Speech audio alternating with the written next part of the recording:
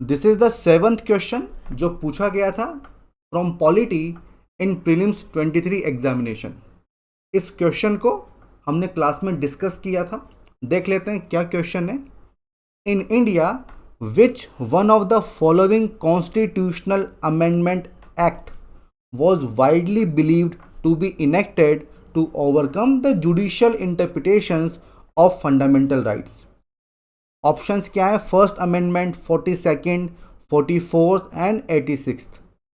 अब देखो, हमने क्लास में डिस्कस किया था कि fundamental rights and directive principles they are based on contradictory philosophies.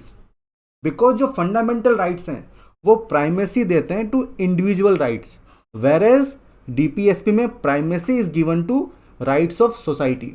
आप देख सकते हैं article number 39 B and C versus article number 19, article number 46 versus article number 14।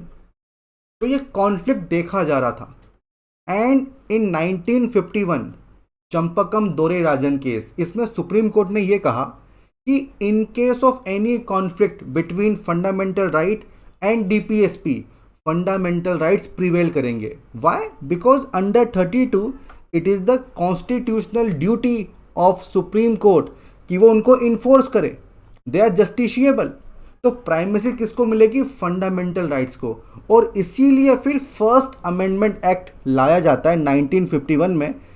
Okay, and through this act 31A add किया गया, 31B means 9th schedule को add किया गया। और इसका पर्पस क्या था कि इस शेड्यूल में जो भी लॉज होंगे वो इम्यून होंगे फ्रॉम जुडिशियल रिव्यू। इसके अलावा आर्टिकल 19 में भी काफ़ी कुछ चेंजेस किए गए थे।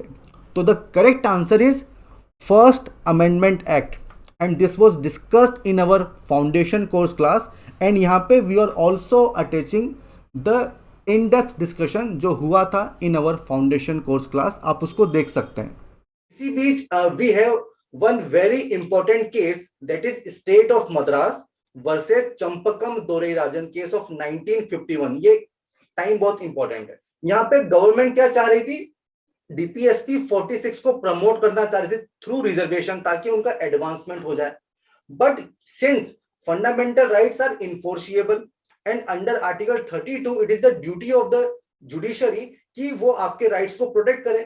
तो यहाँ पे जो है सुप्रीम कोर्ट ने फॉलो किया फंडामेंटल राइट्स को। ठीक है, किसको? क्या? फंडामेंटल राइट्स को। तो भाई इन्होंने क्या किया? इन्होंने रिस्पॉन्ड किया और इन्होंने किया first constitutional amendment act of 1951। ठीक है, इसके साथ साथ ना उन्होंने 9th शेड्यूल भी ऐड कर दिया। तो 9th शेड्यूल क्या था कि अगर आप लैंड रिफॉर्म करने जा रहे हो तो ऑब्वियसली बात है कि फंडामेंटल राइट तो वायलेट होंगे, तो फिर जुडिशरी में चैलेंज हो जाएगा। तो एक शेड्यूल बना दिया, जो भी लॉ उस शेड्यूल में आएगा उसका जुडिशियल रिव्यू नहीं हो सकता है। So this was 9th schedule, है ना, दिस वाज 9th शेड्यूल कि उस शेड्यूल में जो भी लॉ आप डाल दोगे उसका जुडिशरी रिव्यू नहीं कर पाएगी। ओके, भले ही वो फंडामेंटल राइट्स को वायलेट कर पा रहा हो। ठीक है, तो 9th schedule and clause number 4 insert होती है फर्स्ट कॉन्स्टिट्यूशनल अमेंडमेंट एक्ट से। So the key to success in this examination is to have a solid base, and this is the philosophy of our foundation course program. So don't miss this opportunity if you want to crack 24-25 examination. These are the links, and through these links you can join our foundation course program and let us script your UPSC success story. All the best.